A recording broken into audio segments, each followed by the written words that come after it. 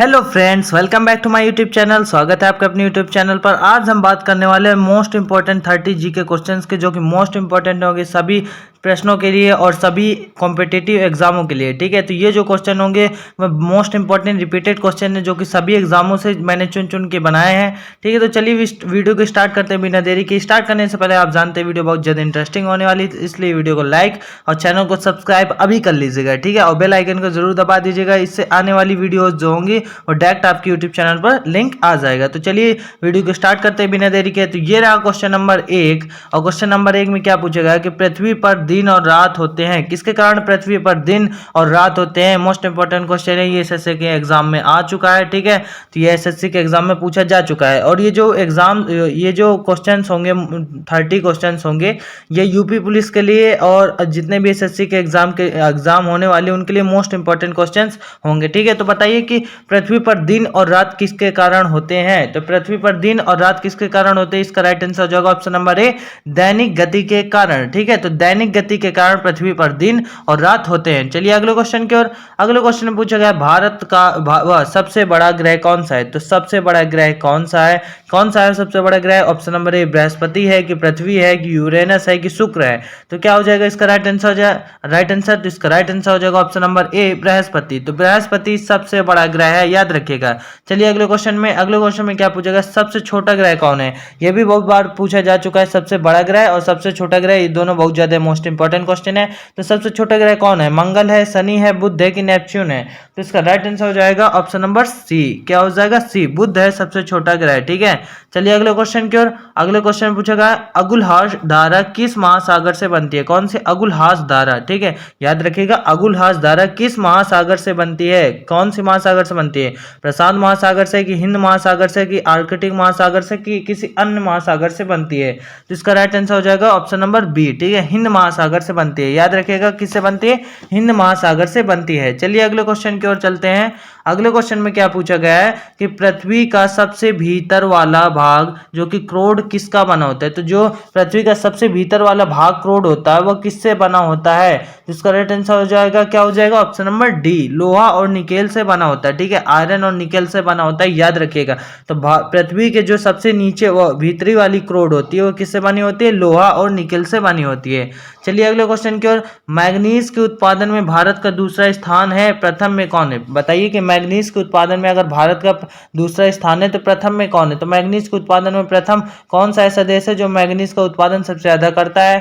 तो इसका right answer हो जाएगा ऑप्शन नंबर बी, रूसी संघ। ठीक है, रूसी संघ मैग्नीज के उत्पादन में प्रथम नंबर पर है। ठीक है, और भारत का दूसरा है। क्वेश्चन से भी याद रखिएगा, भारत का स्थान दूसरा है। ठीक है, चलिए अगले क्वेश्चन में क्या पूछेगा, निम्नलिखित में से कौन देश कोयले का सबसे बड़ा उत्पादक है।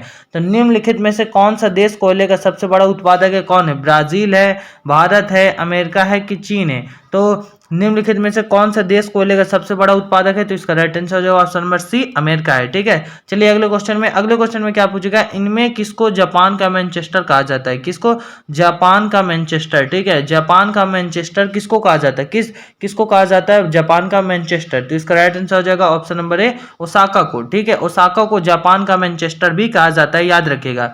चलिए अगले क्वेश्चन में क्या पूछा गया, भारत के स्वतंत्रता संघर्ष के दौरान डेक्कन एजुकेशन सोसाइटी नामक संस्था की स्थापना किसने की थी। कौन सी सोसाइटी, डेक्कन एजुकेशनल सोसाइटी। ठीक है, डेक्कन एजुकेशनल सोसाइटी की स्थापना किसने की थी भारत के स्वतंत्रता संघर्ष के दौरान। तो इसका राइट आंसर हो जाएगा ऑप्शन नंबर सी, बाल गंगाधर तिलक ने। बाल गंगाधर तिलक ने डेक्कन एजुकेशनल सोसाइटी की नामक संस्था की स्थापना की थी जब भारत की स्वतंत्रता संघर्ष के दौरान उन्होंने डेक्कन एजुकेशनल सोसाइटी की स्थापना की थी। चलिए अगले क्वेश्चन की ओर। अगले क्वेश्चन में क्या पूछेगा, 1857 के गदर के समय भारत का गवर्नर जनरल कौन था। तो 1857 की क्रांति के समय भारत का गवर्नर जनरल कौन था, लॉर्ड कैनिंग था कि नील आर्मस्ट्रांग था कि जॉन मथाई था कि अन्य। तो इसका राइट आंसर आप कमेंट में जरूर लिख के बताइएगा। ठीक है, ठीक है, तो राइट आंसर में जो कमेंट में सही आंसर देगा इसको मैं पिन कर दूंगा। तो ठीक है, तो 1857 के गदर के समय भारत का गवर्नर जनरल कौन था, तो इसको आप कमेंट में जरूर बताइएगा। ठीक है, आपका कमेंट हमें बताएगा कि आप कितने ज्यादा सिक्योर होते जा रहे हैं प्रश्नों के प्रति। ठीक है, चलिए अगले क्वेश्चन की ओर। अगले क्वेश्चन में क्या पूछा गया है कि अगले क्वेश्चन में पूछा गया भारत भारतीयों के लिए है। ठीक है, ये एक नारा है, तो भारत भारतीयों के लिए है, ये नारा किसने दिया था, तो भारत भारतीयों के लिए है, ये नारा किसने दिया था, इसका राइट आंसर हो जाएगा आर्य समाज ने। ठीक है, तो आर्य समाज ने यह नारा दिया था कि भारत भारतीयों के लिए। ठीक है, मोस्ट इंपॉर्टेंट है, कई बार एग्जाम में पूछा भी जा चुका है, तो यूपी पुलिस के लिए मोस्ट इंपॉर्टेंट है। ठीक है, तो भारत भारतीयों के लिए है, ये नारा किसने दिया था, तो आर्य समाज ने दिया था, याद रखिएगा। अगले क्वेश्चन की ओर। अगले क्वेश्चन में क्या पूछा गया, विंध्याचल और सतपुड़ा पहाड़ियों के बीच से होकर जाने वाली या बहने वाली नदी कौन सी है, तो विंध्याचल और सतपुड़ा पहाड़ियों के बीच से होकर बहने वाली नदी का क्या नाम है, तो इसका राइट आंसर हो जाएगा ऑप्शन नंबर ए, नर्मदा। ठीक है, तो नर्मदा नदी विंध्याचल और सतपुड़ा पहाड़ियों के बीच से बहने वाली नदी है।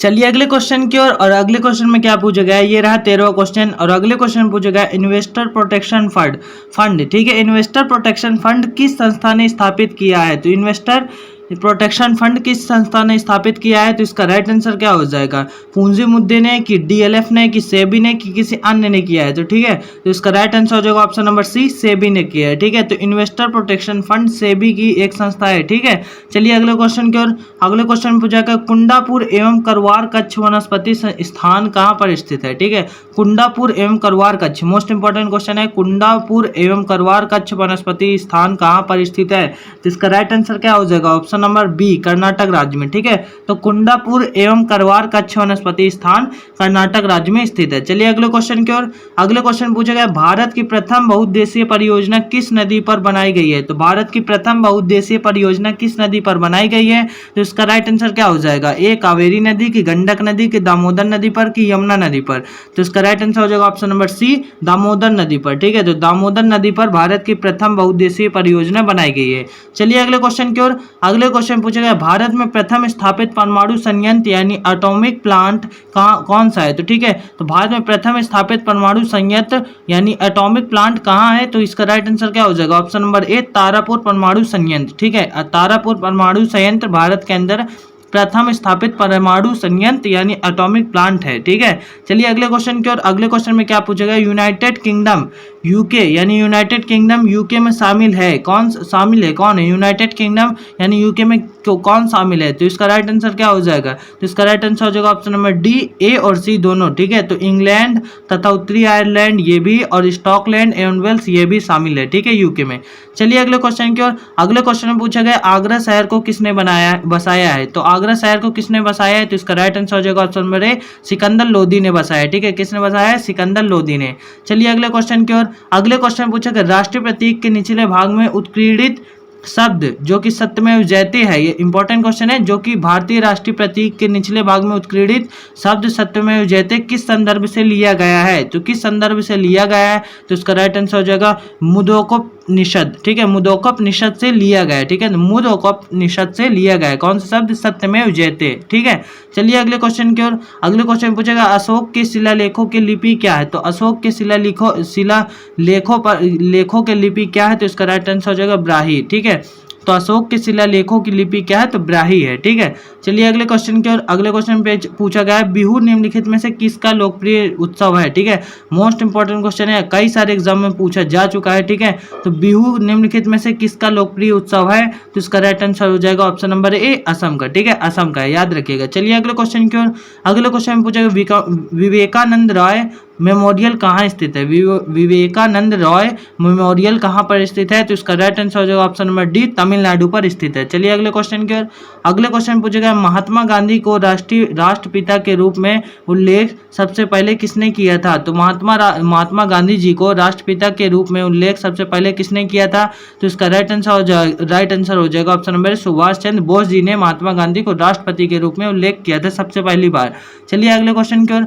अगले क्वेश्चन पूछेगा प्रथम गोलमेज सम्मेलन कहाँ पर हुआ है, याद रखिएगा ये बहुत ज्यादा मोस्ट इंपॉर्टेंट है कि गोलमेज सम्मेलन से एक प्रश्न जरूर पूछता है, बहुत सारे एग्जाम में पूछ भी चुका है। तो प्रथम गोलमेज सम्मेलन कहाँ पर स्थित है, कहाँ पर हुआ था प्रथम गोलमेज सम्मेलन, तो इसका राइट आंसर हो जाएगा ऑप्शन नंबर बी, लंदन में हुआ था। ठीक है, तो प्रथम गोलमेज सम्मेलन कहाँ हुआ था? लंदन में हुआ था पहली बार। चलिए अगले क्वेश्चन की ओर। अगले क्वेश्चन पूछा गया देश का लौह पुरुष किसे कहा जाता है? याद रखिएगा, अब मोस्ट इंपॉर्टेंट है और ज्यादातर लोगों को पता भी रहता है। तो देश के लौह पुरुष यानी कि आयरन मैन किसको कहा जाता है? तो इसका राइट आंसर हो जाएगा option number A, Sardar Patel जी को कहा जाता है। चलिए अगले क्वेश्चन की ओर। महात्मा गांधी जी को अधनंगा फकीर किसने कहा था? इंपॉर्टेंट क्वेश्चन है। अधनंगा फकीर महात्मा गांधी जी को किसने कहा था? तो अधनंगा फकीर महात्मा गांधी जी को किसने कहा था? तो इसका राइट आंसर हो जाएगा चर्चिल ने कहा था। ठीक है, चर्चिल ने कहा था। चलिए अगले क्वेश्चन की ओर। अगले क्वेश्चन पूछेगा महात्मा गांधी निम्नलिखित में से किन से अधिक प्रभावित थे? तो महात्मा गांधी निम्नलिखित में से किन से अधिक प्रभावित थे? तो इसका राइट आंसर हो जाएगा option number B, Leo Tolstoy. ठीक है, लियो टॉलस्टॉय से अधिक प्रभावित थे महात्मा गांधी, लियो टॉलस्टॉय से अधिक प्रभावित थे। चलिए अगले क्वेश्चन की ओर। अगले क्वेश्चन पूछेगा महात्मा गांधी जी का जन्म कब हुआ था? तो बहुत ही ज्यादा बेसिक क्वेश्चन है, महात्मा गांधी जी का जन्म कब हुआ था? इसका भी आप जवाब कमेंट में लिख के जरूर बताइएगा। ठीक है, तो महात्मा गांधी जी का जन्म कब हुआ था?